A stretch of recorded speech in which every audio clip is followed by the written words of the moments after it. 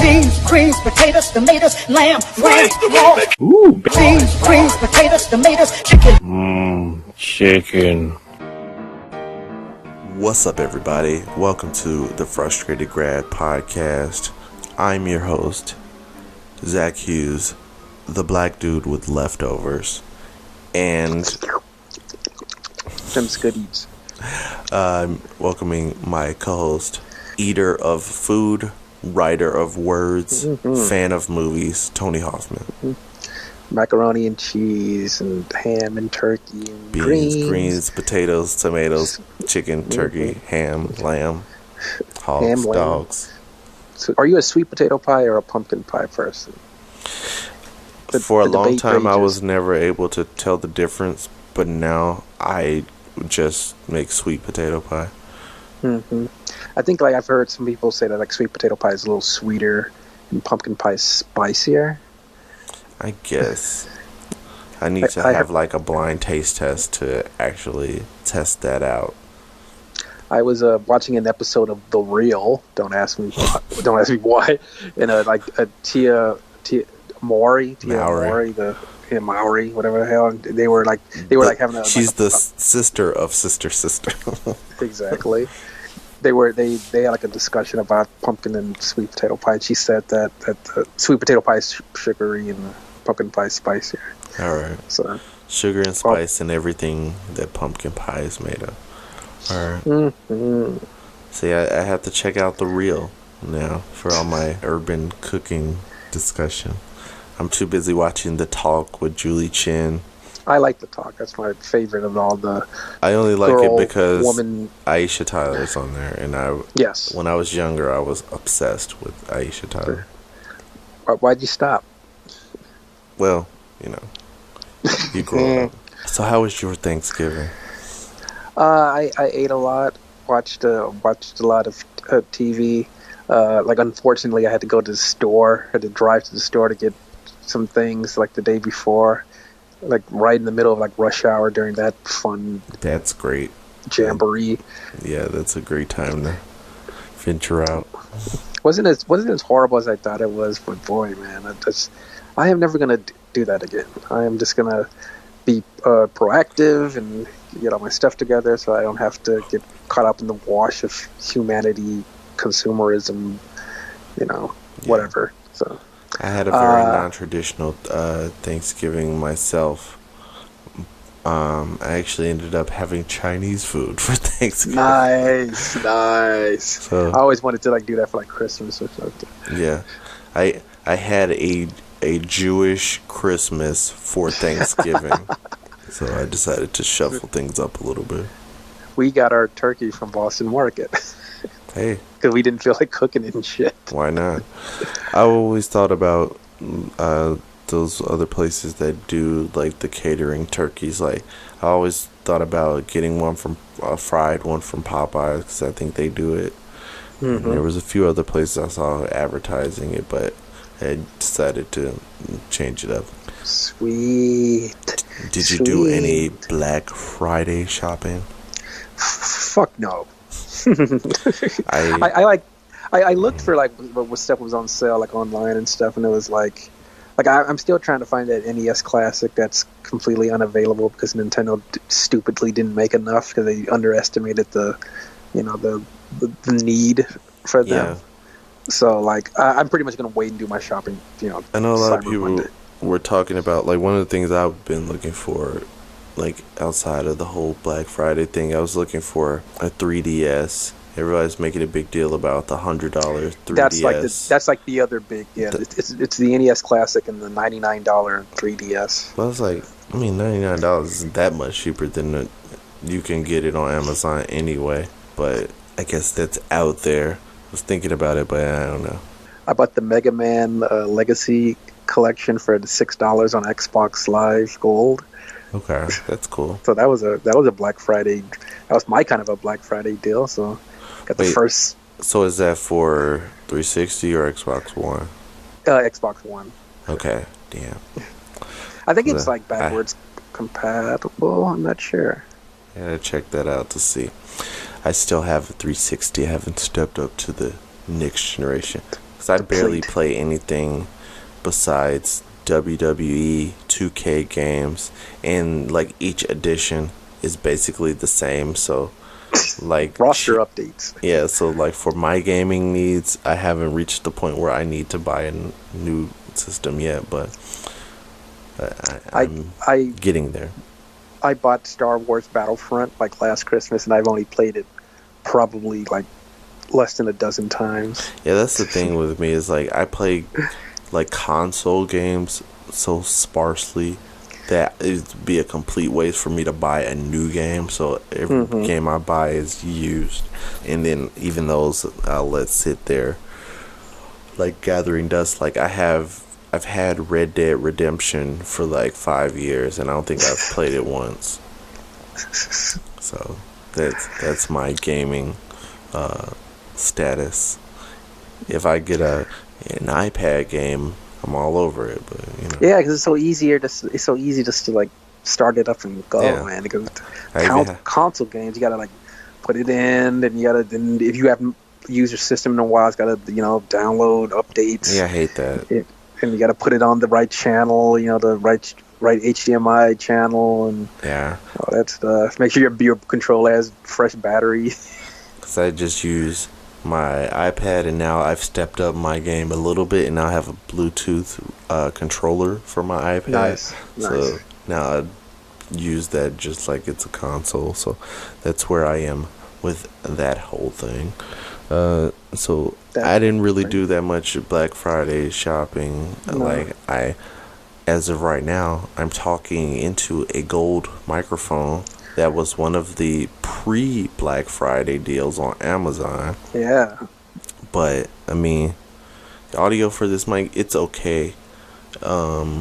Aesthetically, I That's like all it, that but, like, I haven't filmed anything with it, so I need to capitalize on the pretty goldness of this microphone I'm using.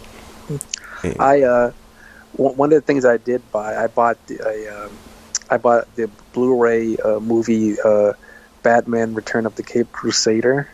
It's an animated movie that it came out I think like over a month ago, and it's that's the one with like the 60s Batman. Adam West and like Burt Ward and like Julie Newmar as Catwoman. It's like animated.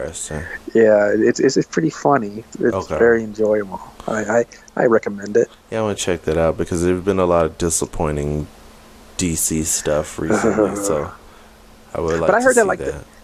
I've heard like the animated movies. I haven't seen them all, but I heard that they're usually better. Pretty good. Yeah. Although it seems to be like, I don't know if they're all connected because they just seem to be just like one-off things. They're like, one-off. Yeah, they're all one-offs. I would love to have like an animated DC extended universe, like where they just one rolls into the next one, because I could get into that. Like they should, because they've done I think they did a Suicide Squad animated movie back in the day, so I need to check that one out. Like, because the animated DC universe, those movies I've watched have been a lot better, like Flashpoint Paradox and all those. There was a DC animated universe that started with like Batman the animated series in '92, and then it ended with I think the Justice League Unlimited in like '06. And those were all connected. I think I never got into the Justice League part. I used to watch Batman, the animated series, though. And it was weird because I was into that show. Like, I watched them all, but I was never really into Batman or his villains because they always seemed like weird, old-timey villains to be like Clayface. The Riddler. Because, like, I used to blur the lines between, like, Dick Tracy villains and Batman villains because they were very similar. Like, they used like Gatling guns and stuff like that. It was like machine guns. Because Gotham still has that thing now. Like if you watch the TV show Gotham, the whole vibe is supposed to be like, is this modern day? Is this the past? That whole Art Deco, yeah. I like it. I like it, but I want to like be able to place myself. Like, can I visit Gotham, or are all these people dead now? I guess when you consider the fact that Bruce Wayne is a child, I'm assuming all of these other people are really old now, so it's like modern, but it should be the past because Batman is a thing now. But Way. Speaking of Batman, the new Saturday night HBO movie was Batman v Superman: Dawn of Justice. Great. And I watched it like for the first time since I saw it. So did they put the extended version on HBO, or they just put the theatrical? Exactly the same theatrical version with the plot holes and things that don't make any sense. You know, one thing I just noticed recently, apparently, like, I have to go into it, and there's probably a YouTube video out there somewhere about it, but there's like a lot of references / I guess you can call them Easter eggs. Easter eggs, yeah, I saw that article. Between I guess between Batman v Superman and Man of Steel, like, to Smallville. Cause like I didn't even think about it. Like, I'm always one of those people that'll look up actors on IMDb. Like, I think he's that guy from that thing, but what was the thing? Because I was watching a show that just started on TBS a little while ago called People of Earth. It's about aliens. Wyatt Cenac. Yeah, it's really funny. The first 2 episodes I watched so far. But there's a guy who's like the editor at his newspaper, and I was like, I swear I've seen this guy talking about these same subjects on a show before. I was like, was he the editor from Smallville, who was like over the Daily Planet? And I looked it up. Perry White. Yeah, that same. I don't know if he was playing Perry White, because he looked like a kid as an editor on Smallville. I can't remember what his character was. Maybe it was Perry White. But he was pretty much doing the same thing on Smallville. Then I realized that same guy was also playing Jimmy Olsen in Batman v Superman. So that the one that gets like shot. Yeah, so that's funny. He's played. We didn't know it was him. Yeah, that's funny. The same guy has played Jimmy Olsen's boss, and then went on to play Jimmy Olsen himself. So wow, that's a clever bit of casting. Yeah, that was Zack completely Snyder, wasted. Exactly. Zack Snyder thought it would be funny to have Jimmy Olsen shot and killed. Yeah, really weird move. Also, something that's been going on over this Thanksgiving weekend is the Simpsons marathon. Have you been checking it out? Yes, I have. I've been jumping in. I think it's awesome that the episodes are being shown in like order, chronological order, so I can know like when my favorite episodes are coming up. Although like some of them, because it's like a 24-hour marathon, like some of the episodes I want to see they come on like 2 o'clock, 3 o'clock in the morning, and stuff. I have to skip that. Yeah, because I've realized, like, as this marathon has gone on, and like as of the time we're recording this, they are still like under 200, I believe. It's the episode where Marge buys that dress that I think it's like a Chanel dress, and she ends up like falling in with these like rich hoity-toity women, and then they're at like a country club or something, and then she's like way into it. And okay, I vaguely remember that one. But like all of the episodes so far, I've realized like I've seen all of these, because I was thinking when they announced that they were gonna do the whole 600 episode marathon a while ago, I was like, I'm probably going to be covered for like the first 300 at least, and so far it's on track for that. Like, I remember this.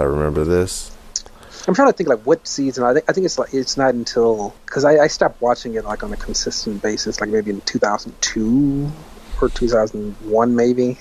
Yeah, that's probably around the same time for me. I feel like I watched it all the way up until I was like not at home all the time, so like probably going into college, something like that. The quality waned also. I've watched a couple of recent ones. Like, I've been trying to get back into it. It has its moments. So I would like to catch up. I don't know if I'm ever gonna fill in that gap of maybe 300 episodes, but I'm going to attempt to do that over this break. I mean, I guess the break is pretty much over, but the marathon is still going because until like December the 11th or something like that. Like because almost mid-December. Yeah, because they did the promo for it, because they showed the commercial of the guy eating a donut per episode. It was like he's going to have to eat a donut every 30 minutes for 13 days. So I was like, this will take a long time, won't it? Yeah, because like when they did it the first time, I think it was like 2 years ago. It was like 2 weeks. Yeah, I mean, they have that much content. I mean, because FXX is basically the Simpsons channel already, but they just haven't gone into, like, saying, we're going to play it nonstop for this period of time. Because, like, whenever you turn to that channel, you can pretty much catch a Simpsons episode. Simpsons. So, I plan on using this time as my catch-up time. So I'm probably going to have Simpsons on, like, nonstop. That's being productive, sir. Yes, definitely. Super productive. You want to talk about some other stuff that happened during this Thanksgiving time? There's, like, some news Castro in the world. Dying. Yeah. That's such a huge... it's like every holiday season, relates. there's, like, something that, like, overshadows the holidays itself. It's like, hey... Oh, you mean even more so than Black Friday? Yeah, even more than that. There's, like, always, like, a major death around this time. And 2016 has been, like super death year. So People have been dying at a much more quicker, fantastic rate. yeah, fantastic deaths and where to find them. And where you find them is 2016. I think a lot of, like, influential and, like, famous people have died this year more so than... Yeah, CNN had a list. I might go through that later, but it's been, like... The kill list. Yeah, there's a pretty big roster of deaths this year. And among them, Fidel Castro, the most recent. It's funny how, like, somebody's death can, like, stir up such outrage just based on how you respond to that person's death. Because I've seen that on Twitter. It's like certain people, like, have their approval ratings will go up and down based on how they respond to the death. I can't really, like, comment on it because it's like I'm not Cuban or I'm not from Cuba, so I can't. Yeah, like, I mean, like, being as uncultured and uneducated as I am, and as most Americans. International stuff. I would say that, like, okay, a lot of people say that he was a dictator and he had a lot of human rights abuses, and that is the prevailing idea online, is that that's what you should address when you're talking about him. So it's funny. All those people in, like, Cuba, because he, like, there were no trading with the U.S., the trade embargo, so, like, all those people were poor and just living in squalor. And then I guess it sounded like it was, I guess there's only so many models for dictatorship, but the way most people depict it is that it was kind of like what you would hear about in North Korea now, like the people are living in poverty and starving, and then their leader is wealthy and has everything he needs. So that's pretty much the same thing they say about Castro.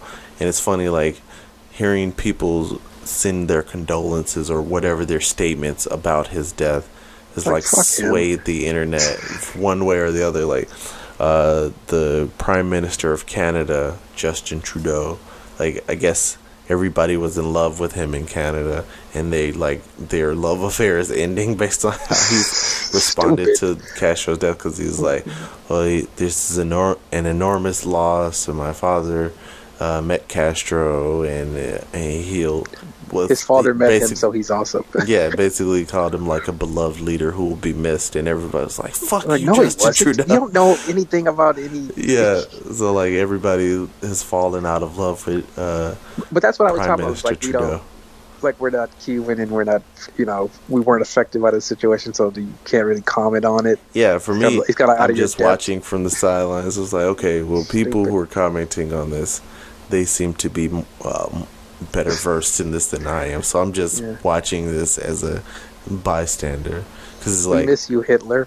Yeah, because then I think Obama put out his statement, and he played it. I think his statement was exactly what a president should say. He, like, tiptoed around it. He was like, he had an enormous impact on the Cuban people, and in this time of grief for some, we want to let you know that America is still there for you, Cuba. So it was like, it didn't take a stance on how they felt about him. It was like, he had an enormous impact. You can take that however you want. Yeah. And a lot of people said that was too soft. And then basically, it was true. Yeah, but it basically, like, their two responses show the difference between our current president and our future president, because like Trump's little statement about it was like Castro was a brutal dictator. And he tells it like it is. Yeah, but he like condemned Castro as a brutal dictator, but then at the end of his statement he kind of like rambles off and starts talking about like, to all the great Cubans who supported me during the election, including so and so, whatever. It was like some union group that I guess is a Cuban union that supported him. It was like, those are great supporters of mine. I want to let you know that I'm still there for you, whatever. It's like to brag in the middle of your statement. I haven't even, like, all these appointments that he's making to his cabinet and all this other shit. Like, I'm not even paying attention to all these horrible people that he's. Yeah, it's like it starts to fade into white noise after a while. Exactly. Do you think that he? Because I know that they're trying to do like that recount, the whole Jill Stein thing with Wisconsin. Yeah, it's like, funny. It's funny that Jill Stein was the one who initiated when the initial suspicion was brought to the attention of the Clinton campaign. It's like, hey, Hillary, you might have possibly won these states. And Jill Stein was like, I want to investigate. I want to know how many votes I got. It's like, it's not going to make a difference.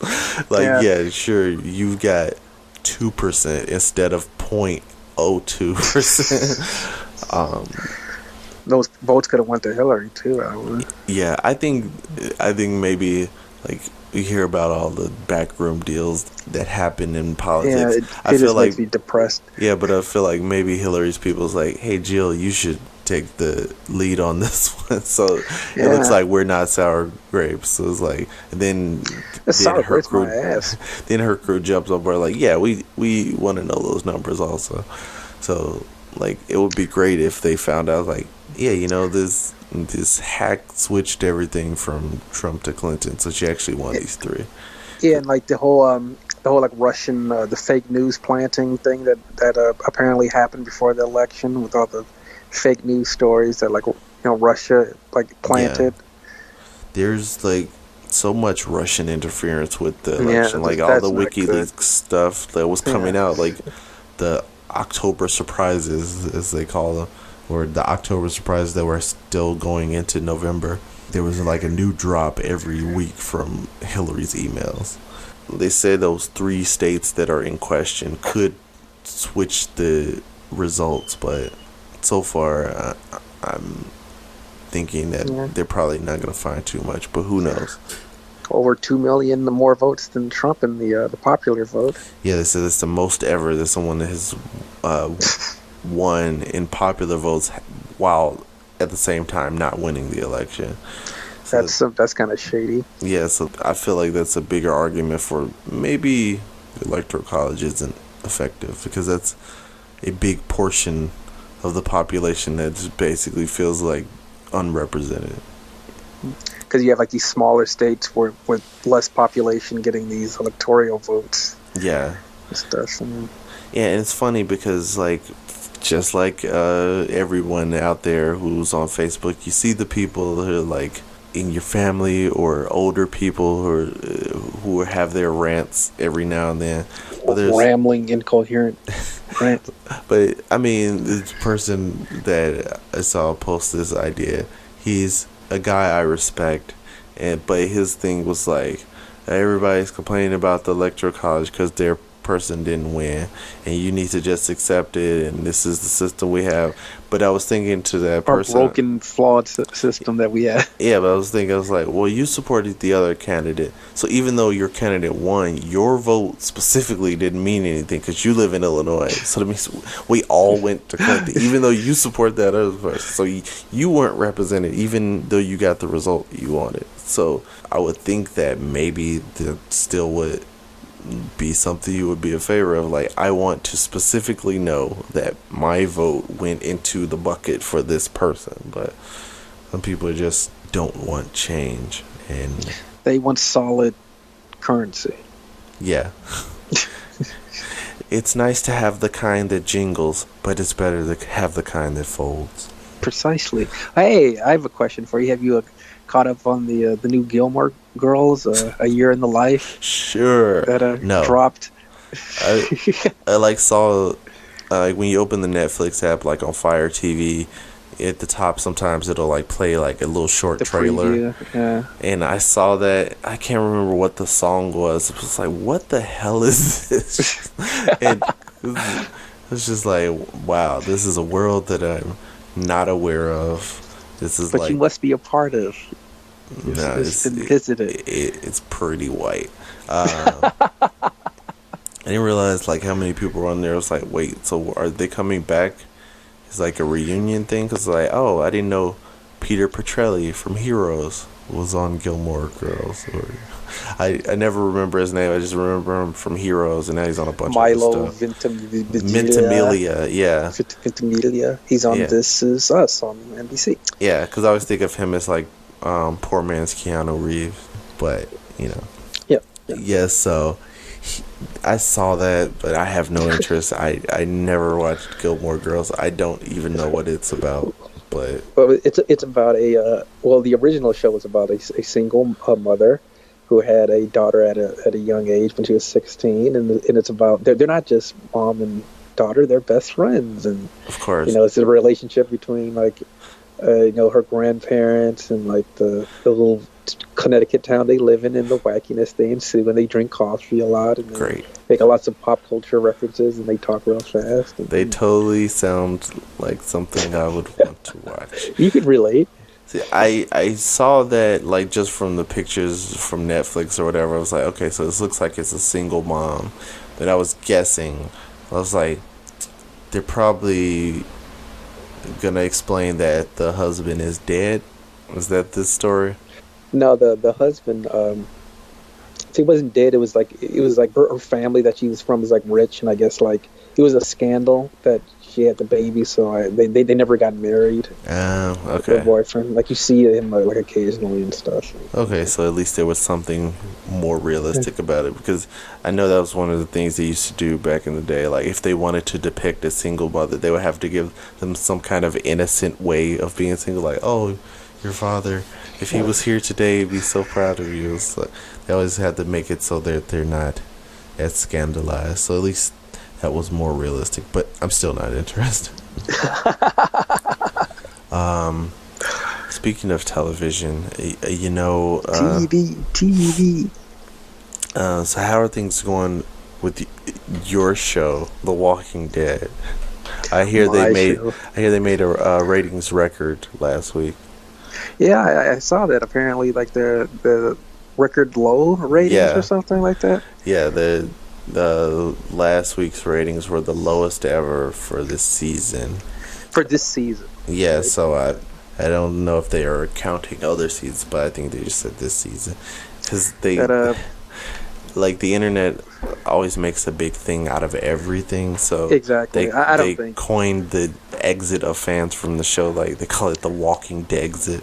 It's like, okay, this is like equivalent of a political movement now. They hate the Negan storyline. Yeah, that was the thing that I saw some people talking about online. They specifically like differences between his character in the comics and on the show. They're talking about how he's not able to like say fuck every other word, and it's like that's we want fuck. I feel like that's the reason why his character is suffering. But I feel like I don't know if that's all he needs. Get that one word that's keeping his character. Yeah, it's like being interesting. I feel like if that's the thing that's missing, then his character isn't that dynamic. One thing I'm interested in finding out, and I guess if you watch Walking Dead, this might be a spoiler, but I don't even know if they're going to do this on the show. But like I hear people talking about it in the reviews and talking about the comic book version of Negan and the backstory for who Negan was in the real world before the apocalypse was lit. He's like a bully gym teacher. Yeah, I was gonna say, like in the comic, he was like a gym teacher. So that seems really cool. Like I would be more interested in his backstory than what's actually going on right now. Like, yeah, it's like give us a reason to care about this sadistic piece of shit that because very one-dimensional. Yeah, the funny thing is that like periodically they'll do these stalling episodes, which is how I look at them. Like something major will happen, and in order to not deal with that, they go back in time and and do like a standalone episode for one person. You mean like every episode between the premiere and the finale of each season? But at least those are like kind of present day. It's like, oh, they're separated, so we're only going to show this one person. But they took a huge side detour a couple seasons ago when they did the governor flashbacks, like 2 straight episodes of the governor's origin story, which had nothing to do with the current situation. He was like at the gates of the prison about to tear the walls down, and then they just stopped for 2 episodes before because going back to it. I think it's like a combination of like they just want to like show you like why he give is, some motivation or whatever. And also because they need to stretch out episodes and stuff because they don't have much of a story. Yeah, but that's the thing, though. It's like, okay, I understand the need for those episodes, but it's like, at least give us those episodes for characters we would want to see the backstory for. Like, exactly. I would like to see, like, a Carol origin story, like, from before the apocalypse with her abusive husband.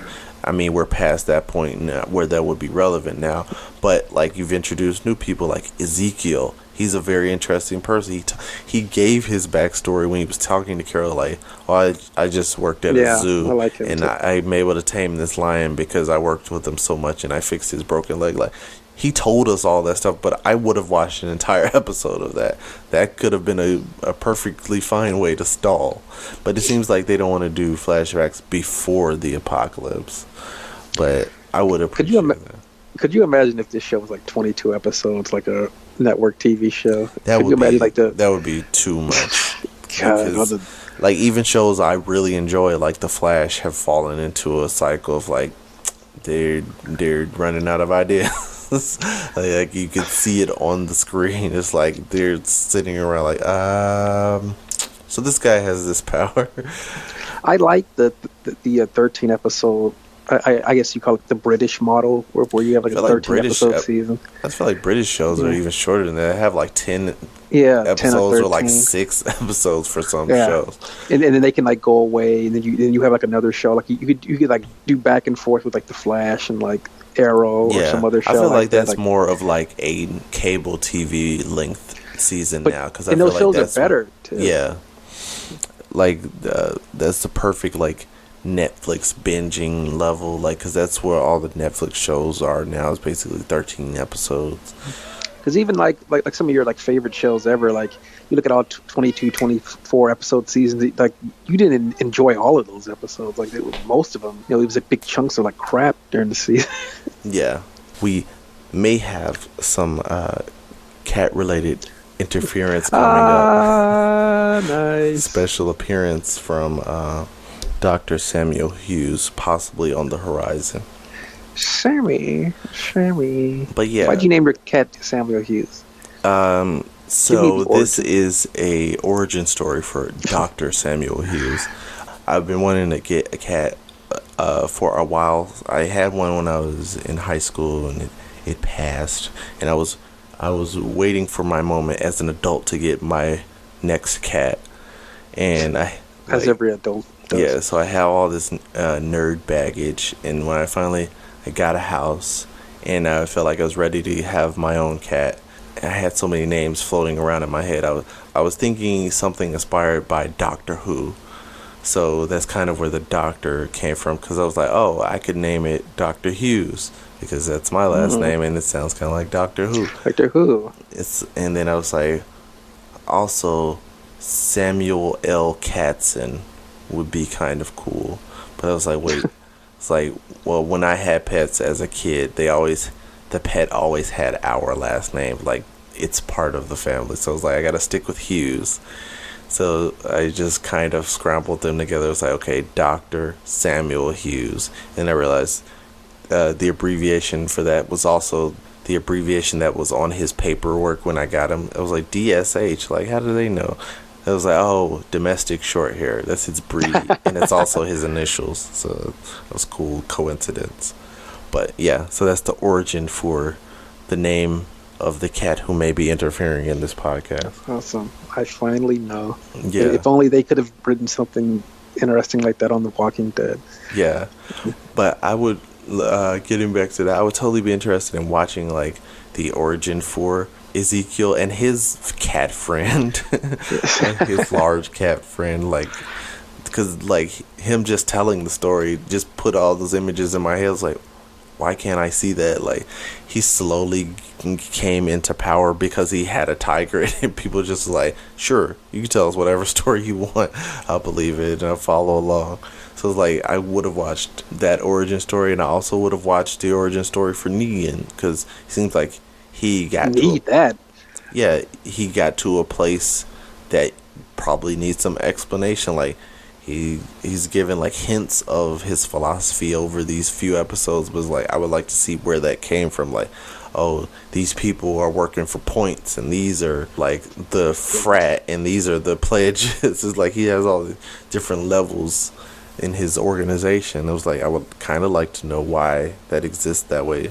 Just like the Terminus people, we got a little bit of a origin story like in flashes in a couple episodes, but it's like, okay, they were an actual sanctuary, and then people came and took them over, and then they had to retake over it, and then they decided to start eating people. Like that was a story that needed to be explained, and I feel like Negan also needs to be explained for us to care. You know what story I'm waiting for? I'm waiting for the story where Negan gets killed. Yeah, because basically and then we move on to the next thing. Yeah, because that's what I was saying in one of my most recent reviews, and like the show is at a point now where it's kind of treading water, where I wasn't even motivated to like hurry up and do my last review. So I still have a review in the bank that I haven't recorded yet, because it's just like, I don't really care about that last episode. It's just more Negan's people trolling. I don't think Negan was actually in the episode. It was just the stand-in Negan doing the same thing as Negan. So yeah, they are at a point where he needs to either develop a new dimension to his character or be killed off. Like, there's only two ways he could go. So I feel like they're in a corner with that one.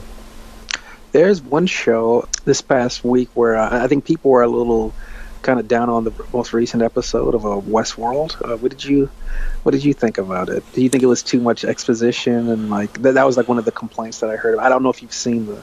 Thinking about it now, I can't even really remember what happened on the most recent episode. The episode of Westworld. I know I've seen it. that's how much it stuck with you.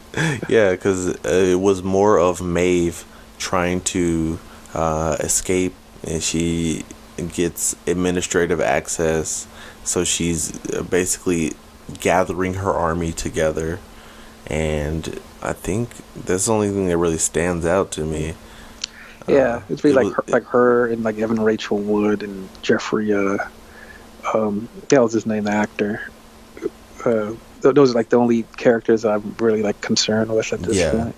Yeah, it's like putting the pieces on the table, and so it's kind of a setup episode, but being that they only have like 2 episodes left, I guess I can see why people were like eager for something to happen.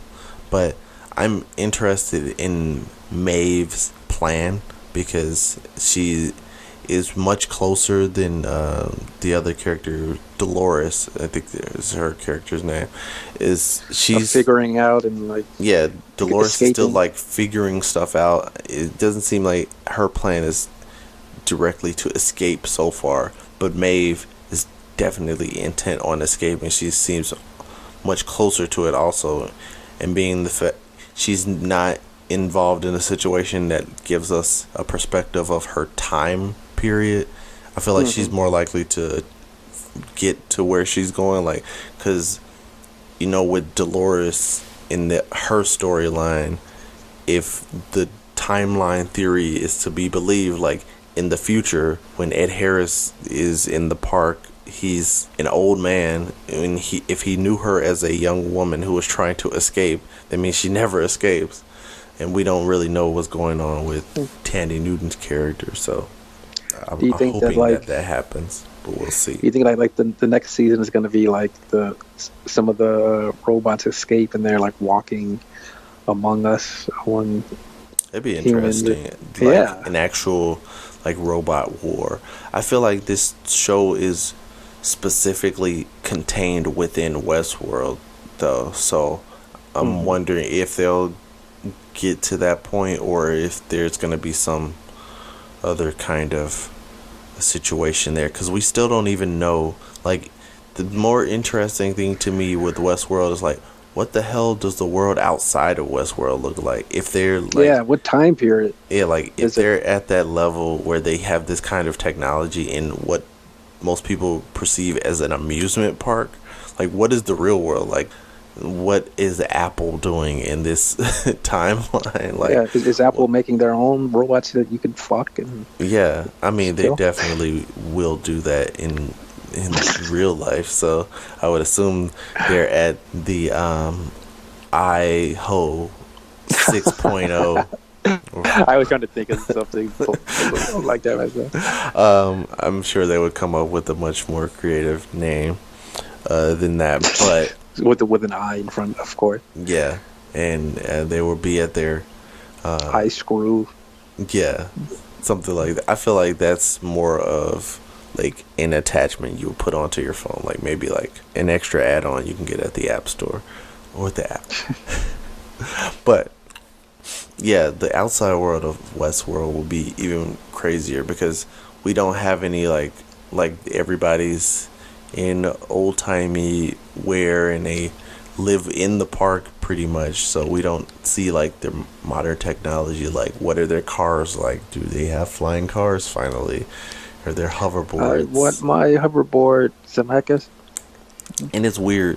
One of the things I was looking at with all these like Amazon Black Friday deals, it's like people keep like going back and Stupid forth. segways and stuff. Yeah, it's like the whole like hoverboard technology Exploding movement. hoverboard. Yeah, that whole technology movement is like 2 steps forward, 1 step back, because it's like they made the little 2-wheeled Segway things that you see people riding on that have Segway tours downtown. Do they have the little 2-wheeled Segway tours like the one that the cool kids ride? Because I know they have the ones with the handles that they it's still do. the whole one with the handles. So like then they've upgraded to the little 2-wheel Segways you see people on now. But now there's like a version of that has like a seat on it, which I don't understand at all. That kind of defeats the whole. Yeah, it seems like purpose it's of a step backwards, and it also seems even less likely that you would be able to maintain your balance, because how do you sit down on something that only has 2 wheels? Like, wouldn't you just fall on your face? Or, That's part of the fun. I guess.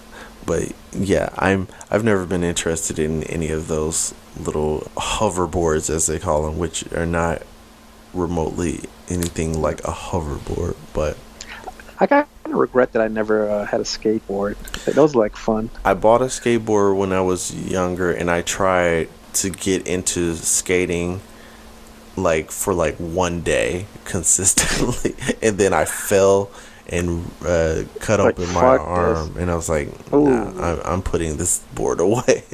Like, I wanted it for so long, and then that one day, like, I was like, no, fuck this. Tony Hawk, you are not. I mean, like, when I look at people skateboarding, it doesn't look that hard, but that one fall, I was like, I'm never going back to this. Well, why do we fall down, Zach? So we get up. All right, I don't know. So we can learn how to pick ourselves up. I guess so. You're supposed to dust yourself Bruce off Wayne. and get back on the horse or the skateboard or whatever. Like, if there were people around my neighborhood, like actual skateboard kids, I might have tried to get into it more, and I probably would have injured myself even worse. But it wasn't really a popular thing in my neighborhood, so I was able to give it up fairly easily.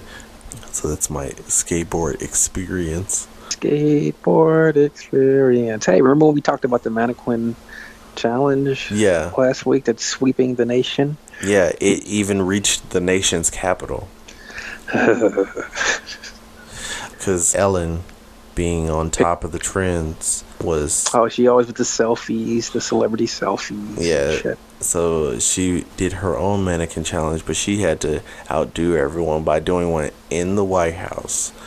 She was there picking up her Presidential Medal of Freedom. Yeah, it's funny the fact that they show in the story when they're covering it for CNN that she's actually wasn't allowed in the White House originally because she forgot her ID. So she tweeted about it. It's like, I'm not joking. They won't let me. They finally figured it out and got her in there. She got What her a stupid ass of her ID. Yeah, but I mean, you should be able to identify Ellen DeGeneres at this point. Like, She ain't above the law, Zach. she's better than all of us. Yeah.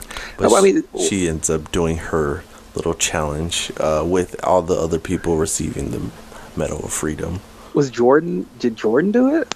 I think he was in there. I look at the little video. I think I saw Jordan. There was quite a few Robert De Niro? people. Yeah, Robert De Niro. There was Vince Scully, Tom Hanks, yeah, Bruce Springsteen. yeah. It was probably the most star-studded mannequin challenge yet. And that's when you know the mannequin challenge is over. Yeah, I just think that should be like the official endpoint. I feel like for all of these memes Whenever Ellen and internet, yeah, all these internet gimmicks and fads, that Ellen should be the official closer. It's like, okay, I've done it. Shut it This down. is lame and stupid. Yeah, okay. This isn't cool anymore. Plus, she It's kinda always like, goes over the top where you can't top it, so just stop. You can't top it, so stop it. Ellen has shut the door. it's kind of like white women started saying, "You go, girl." Yeah, Like- when they started twerking. Yeah, I mean, Once well, everyone twerking isn't over, but it's It not should as never be cool as over, damn it. used to be. It's not as cool as it used to be when only the Yin Yang twins were talking about it.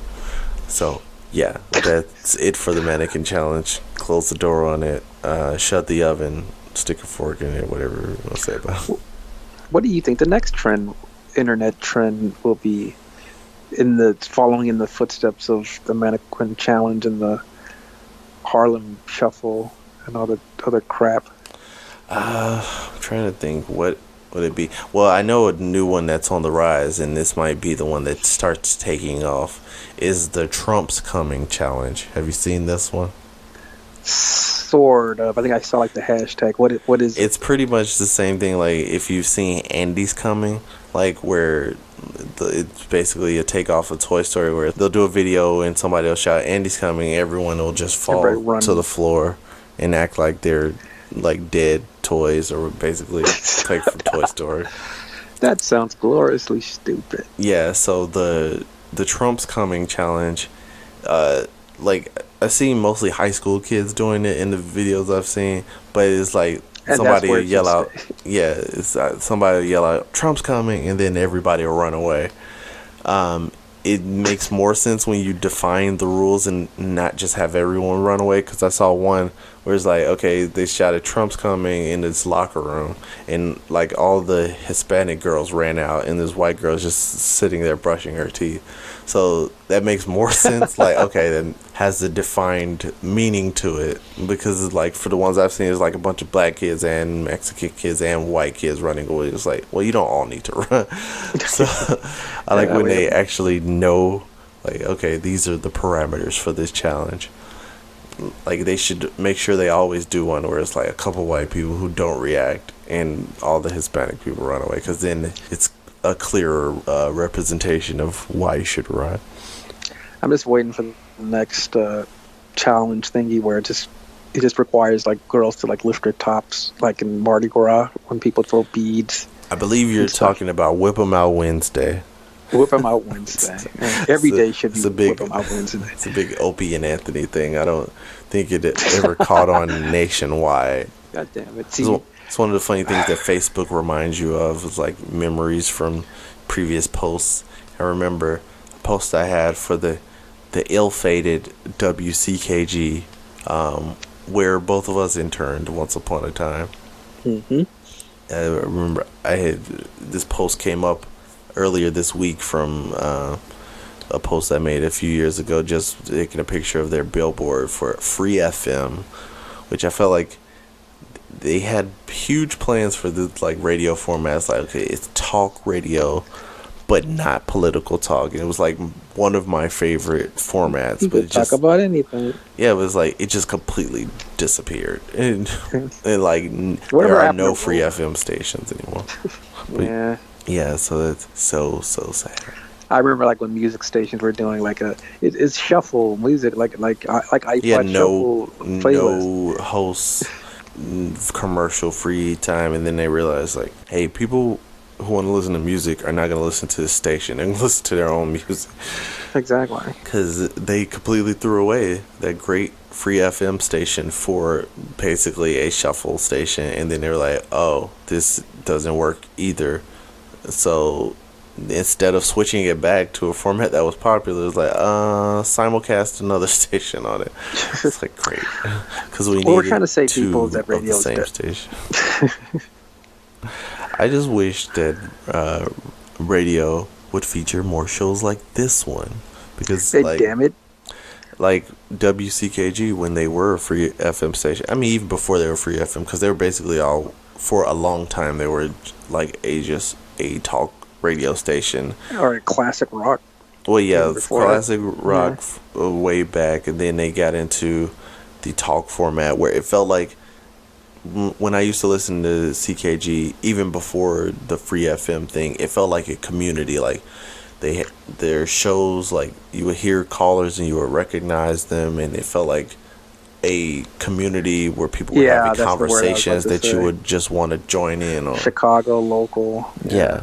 So it's like we don't have anything even close to that now. I mean, I guess you could say like a station like WGN is kind of like Yeah, that. nothing on like the FM side, but even like the WGN stuff that is like It still has a political conservative. slant. Like, well, yeah, I know. Like, and like the demographic is old. And, Yeah, so it's know.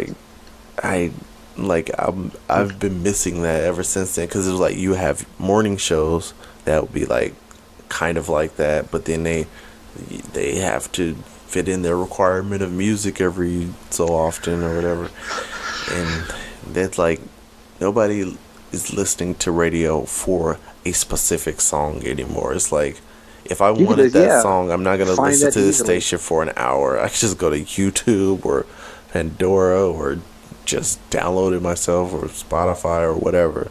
Yeah, understand. I guess like sports radio is kind of like I that. guess, but I know you like have to when be I into used to, sports. It's yeah, like well, they talk about. I mean, sometimes they'll venture away from they sports, have but tangents, but it's like I won't understand half of what they're talking about. So it's like there's still like a barrier to entry. It's like you have to have this one like cover charge to pay to get into this club. It's like, okay, Well, you have to be into politics to get into this station. You but have it's to be but when isn't that better than like talking about politics? Like I guess, but it's still like from the little bit I have heard of sports talk radio, it's still kind of that partisan like fight on air a lot of times. Like, you don't know what despite you're some of talking about. That guy's a bum or whatever. despite some of the comedy elements of it. I guess I maybe I need to give it a shot, because it's funny thinking back because we have a new year coming up, but like thinking back to a resolution I made like probably like 5 years ago. It's like, this year I'm gonna get into sports. I'm gonna watch as much as I can. I'm gonna get into Sports football. Center. Hey, and, today's a good day. Football, I guess watch so.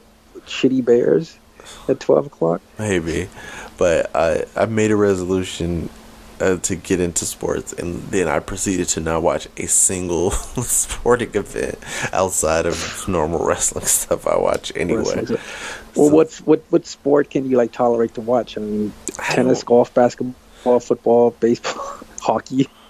I don't know. I mean, as far as like, I always think of the differences between like sports I would watch and sports I would play back in the day. Like, I really enjoyed playing baseball, but I feel like I would shoot myself in the head before I watched a full baseball game. Most likely. I kind of enjoy football from when I used to watch it with my brother. Basketball, I feel like can keep my attention probably even better than football, because more dynamic and more points scored per. More action, more emotion. Yeah. So I feel like basketball would probably be the one that I could more easily get into, but that's still like an investment of time. I gotta decide who I want to follow, and like the stats just seem like such a big thing. Like, I don't care about like following each individual player's like different statistics and worrying about who gets traded and all that stuff. Like, I hear people talking about that whenever I go to the barber shop, and I'm like, okay, this all sounds like foreign language to me. Well, let's talk about the one sport you do watch, Zach. What did you think about Survivor Series last Sunday? Was it everything you hoped it would be? Was it predictable? I didn't have many hopes for Survivor Series, and there's not really much to say about it in general. I like the fact that everybody was wrong about their predictions of the Goldberg versus Lesnar match, and I actually enjoyed the match. A lot of people I liked it too, surprisingly. Yeah, a lot of people hated that match, but it was like, what did you want? Did you want Brock Lesnar to have a Brock Lesnar match where he just suplexes a guy for 10 minutes and hits the F5 and it's over? Like, that's boring. We've seen that already. So I was happy that Goldberg just speared the fuck out of him, waited for him to get up, speared him again, and then hit him with the jackhammer. Like, I wasn't even sure that he would be able to pull off a jackhammer. Do the jackhammer. So, like, he did it, and I was super excited for it.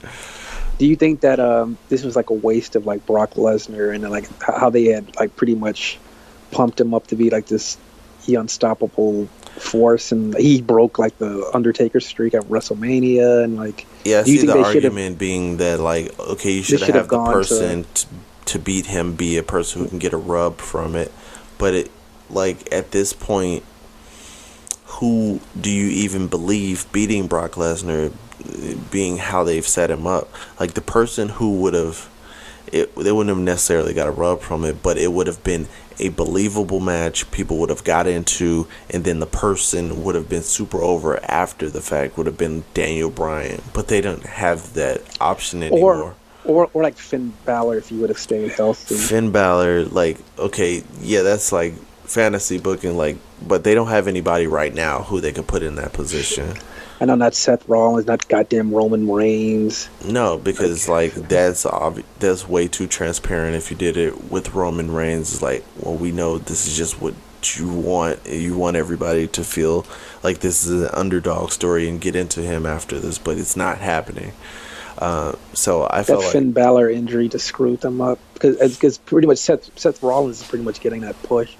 He's getting that push, but I feel like people aren't as into it as they probably would. I'm not into it. Yeah, because like Seth Rollins spent so much time being a shitty heel that it still doesn't feel like he's made the full turn, because the person who turned on him to make him into a babyface, he hasn't got revenge on that person. Like, Triple H has just disappeared, and it's like he's still like crying out for attention from Triple H despite supposedly being a babyface. So it doesn't feel as natural as it should. Like, the Shield stuff during Survivor Series was interesting. Yeah. So that's something possibly to look forward to, but people are still gonna have like resentment against Roman Reigns. Now I feel like even if he gets back with the Shield, they're gonna be excited for it, and then when he gets tagged in, they're probably gonna boo anyway. Do you still think that New Day is gonna break Demolition's record, or do you see they are playing it up to be like they're referencing it now, so that makes me worried. Like, I don't want the New Day specifically to reference it. The commentary people can talk about it, but when they start talking about it on mic themselves, it makes it seem like it's going to be like a point of contention, like we're almost at the record, then they might have somebody beat them, which I don't want to see, because like, what's the point of that? Because like, you can never do that again, really, because who are you going to have that can maintain overness for that long to even get back to that point? It's Enzo and Cass. Nah, I feel like if Enzo and Cass are champions for over a year, it's going to get stale. Because Cesaro and Sheamus. I don't think they should even win the championship.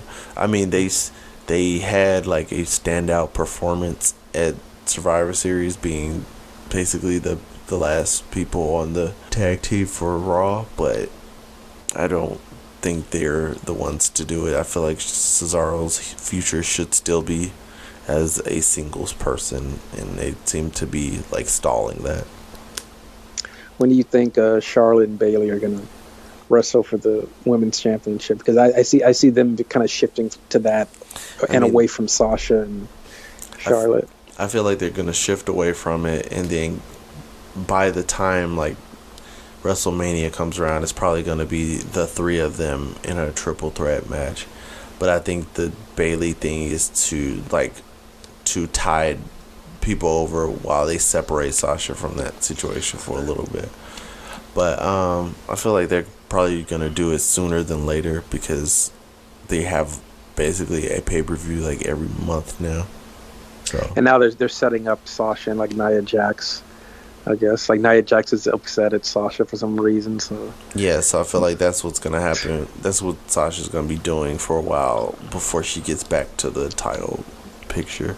But yeah, I still haven't been keeping up with SmackDown these past few weeks since we haven't been doing the podcast anymore, because it's like Raw is hurting them so badly for me. It's like, okay, I've watched a lifetime of wrestling already, and it's like, okay, SmackDown, I just don't have the energy for it anymore. Did you see the I think it was like Kevin Owens and Seth Rollins, but Roman Reigns and Jericho were banned from the ring.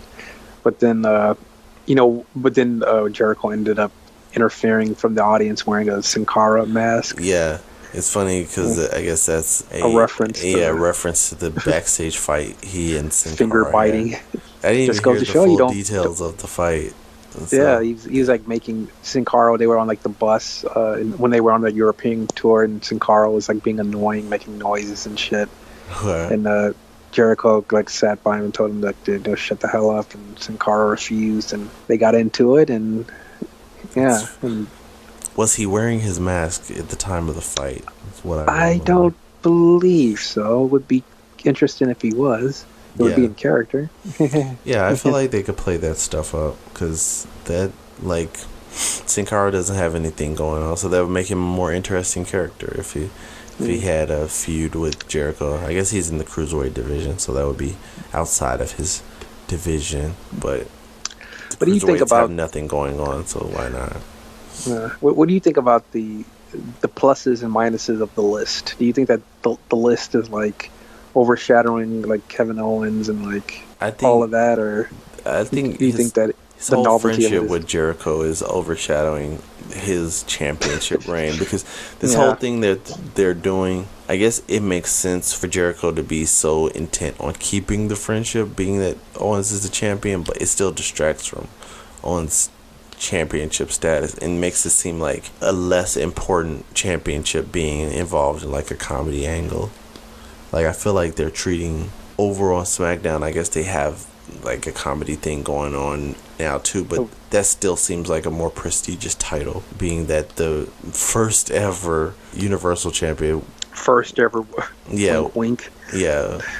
He's been involved in like this comedy half tag team this whole time. Kind of makes his title look lower. Like it doesn't even feel like he's like a single wrestler. It feels like a damn tag team. Yeah, so I think that's distracting from his championship run. I feel like one thing that'll be interesting is to see like now that Goldberg is gonna potentially go for the title. That will be interesting. Royal Rumble first entrant. Yeah, but that's the problem though, is like I've heard some people talk about it, and it's probably exactly what's gonna happen. Is that Goldberg is going to go into the Royal Rumble, and then Brock Lesnar is going to interfere and have him lose, and then that's going to be the reason for their rematch, which is exactly what happened in their feud before Goldberg left the first time. So they were going to redo a over 10-year-old angle, and it's pretty much shaping up to be that exact same story. See, I just think that all of this in the long run, like in the short term, it's good, but in the long run, it's bad because you have these two. You have one part timer and one, even less than a part timer, like once every decade wrestler. Yeah, going at it, getting all this attention, and probably going to. That's what happens at Mania every year now. That's not good. I guess Undertaker's becoming maybe full-time guy from what I'm hearing, but I doubt that anything's gonna change. The WrestleMania, they know that the people they're working with now aren't as popular mainstream wise as the Attitude Era people and some of the older wrestlers, so they know they still have to reach back into their bag of tricks for the big shows. Whatever. Literally.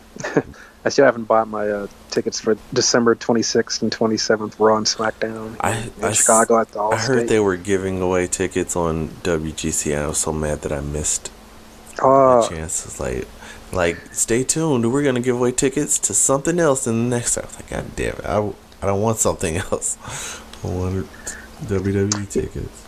I saw an ad that they ran during Raw where apparently it's going to be a 3-way match between like Cena, Styles, and Ambrose for the heavyweight championship on a SmackDown, and I forget what the card is for Raw, but it's kind of interesting that they announced the card, like a month before. Yeah, that's the actual show. Because I mean, I guess they don't do that as much on SmackDown, but like if they did that for Raw, it would be really weird because they basically act like Raw is booked the day of. Because like somebody comes out to cut a promo, then the person interrupts them, and then they get booked into a match based on that interaction. So it's like if they couldn't redo that if this match has been booked a month in advance. Because the arenas, they know what the cards are, I think, way in advance. Because I remember hearing something about like some place in like some arena like Pennsylvania or something. I forget the venue was. Like it had accidentally like announced like the cards. Yeah, sometimes those things leak out every now and then. But it would make sense. I mean, it would make sense for the fans to know that because like you're selling tickets. Like if people are paying to see John Cena, you want them to know that he's going to be there because like for him it's definitely a question nowadays. It's like, is he going to be on this show? So gotta go shoot Tough Enough or whatever the hell it is. American Grit. American Grit. Get it right. I'm so sorry. So people like some people pay specifically to see John Cena, so you want to put his name out there if he's going to be there. Otherwise you just like roll the dice, like maybe people will show up and see this match, but I guess they have to look beyond like, okay, we want this to seem real, but we also need to sell tickets, so let's just put this match out there and we'll book everything else around it. Wrestling. Yeah, that's basically the vibe that wrestling gives me nowadays. So with that, I feel like that should wrap up our wrestling talk for the week. I agree. Anything else is on your mind? There was some talk about the deaths of 2016, being that Castro just died over this past week. But they're like, and Florence Henderson. Yeah. Mrs. Brady. Yeah, there's always those, like every year there's always those deaths that are like right back to back with each other where one overshadows the other. They come in threes. This is that pair right now. Mrs. Brady doesn't take a backseat to anyone, Zach. I guess if they all got in the station wagon together, she'd probably be in the front, so I guess you're right. So, Florence Henderson, R.I.P. You ever watched the Brady Bunch? I used to watch it, the reruns on like TV Land or whatever, but it wasn't like one of my number one shows. It was just like when I had limited TV channels, that used to be one of the shows I would watch every now and then. Plus you see reruns of it on network TV too. It was just weird that just the whole story of the family, the story that they sing off every... Here's the story. Yeah. Of a lovely lady. Yeah, so it's like, what was the deal with their spouses? Like, they're bringing kids from 2 previous marriages, but what was the deal with each of their marriages? Were they just divorced? I think the father was a widow and the mother was divorced. Okay. So did her ex-husband ever show up again? In the movie. Well, yeah, of course, because it's like a spoof of everything. So I guess, okay, so she was just divorced. So that's interesting. It's so weird. You were a Partridge Family guy, weren't you? No, I don't think I've ever seen an episode of The Partridge Family. Come on, get happy. I feel like that show is more ripe for a spoof than the Brady Bunch, because you have like all the drama with Danny Bonaducci after the fact, where you could have just played off of that and just had like an adult with This Danny little Partridge. freckle-faced, redhead, steroid-pumped lunatic. Yeah, I feel like I could have got into some Breaking Bonaducci the movie. That would have been interesting. It's so funny, like all those shows on VH1, like Behind the music. I feel like they were like a big player in the rise of reality TV, but also in the fall of quality reality TV at the same time. It's a gift and a curse. Yeah, it's like they brought us Flavor of Love, and I feel like that was like a nuclear bomb where the fallout is still being felt all these years later. It's like you still can't wander too close to VH1 or you'll get some of that infected with some venereal disease. Yeah, because even the remnants of that, like Love and Hip Hop, is still like the bacteria spreads. You can see the influence. Ray J of Love over there. Yeah, For the Love of Ray J. For the Love of Ray J. It's funny, they were always like something of love, or love was always in there. Because I think for a while, when I was first starting out on Twitter, my username was Zac of Love, because I just was so influenced up by those stupid shows. People take love for granted, don't they? Sure do. Speaking of one of the people who had one of those of love shows, Tila Tequila. I've been seeing her in the news recently. That's what she wants, Zach. Yeah. Apparently Tila Tequila... she is succeeding. Yeah, the Asian... I don't know what her... Attention whore? Yeah, what is her occupation? I guess she was a musician in the past. She had like the most friends on MySpace. I think that was her claim to fame at one point. Breasts? Sure. But apparently she is a Nazi. Like, sure. Great. Like, it's funny, like I saw like I've been watching CNN with all the coverage of this crazy Trumpness. And they were talking about the fact that there was a white supremacist rally / victory party like blocks away from the White House, and they showed like on CNN they were like, here's a picture of one of the attendees, and they didn't even mention that it was Tila Tequila. It was just like a picture of Tila Tequila and two white dudes doing the Hitler salute. Yeah, but it's like they just used the picture specifically for her account in reference, like, hey, there's an Asian person in this picture, and then everybody's just talking about this, like, this white supremacist group. Like, that's even weirder story that you're not covering. Didn't she like? I think she like put like a Kickstarter or something where she was trying to raise money so she could pay her rent and furniture. I think I heard something about that. Yeah, I think that explains a lot. I would like to raise money to buy her a mirror so she can realize that she's not going to be accepted by these white supremacists. No. So you won't be watching the Tila Tequila porn video or whatever the hell. I mean, it came out a couple of years.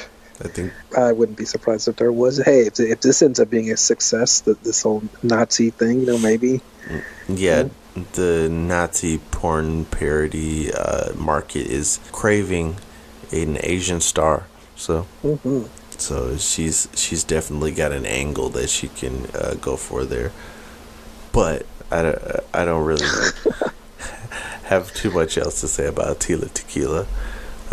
Good luck out there in the field with your burning crosses. Yeah, we may not have any more welfare or aid for lower income people there, Tila. So yeah, I think she was looking for her aid from the internet, and that was basically it. I feel like she is probably more in line with those smaller government, less welfare people, even though she's in the position where she shouldn't necessarily be making those claims. But whatever, people vote against their own self-interests all the time, so whatever. But yeah, I think I don't have much else to talk about for this week. Tony, let people know how they can tweet to you. Ooh, you can tweet me at Anthony Hoffman on Facebook and Twitter. Anthony Hoffman. Instagram, Tony Hoffman Shy. CHI, Tony Hoffman Shy. All right. And I'm on Twitter at Zac from Chicago. That's ZAC from Chicago. You can find me on YouTube at youtube.com/Zac Hughes. Also facebook.com/Zac Hughes. You can follow the show on Twitter at Frustrated Grad. And you can find us on YouTube at youtube.com/FrustratedGrads. In addition to listening to the audio version of this podcast on Google Play Podcasts, iTunes, and frustratedgrad.com. So that's it for this episode of the Frustrated Grad Podcast. Thanks for watching. If you're watching this on YouTube, thanks for listening. And that's all you get for today. Alright. Okay, so what is our episode title? I feel like we didn't talk about a lot of different things this week. It was like everywhere. Thanksgiving aftermath for the most part. I think, what did we talk about for the longest? I feel like we were like for the longest time. Whoa. There was some Castro. There was some Trump. Celebrity deaths. There was some Trump. There was some Simpsons. Marathon death match. I'm trying to think. Tequila. No, thank you. It wasn't enough of the episode, nor do I want any connection with that. I feel like something Simpsons related would be appropriate. Everything is coming up. Millhouse. I'm thinking of calling it No TV and No Beer Make Homer something. Go crazy? Don't mind if I do.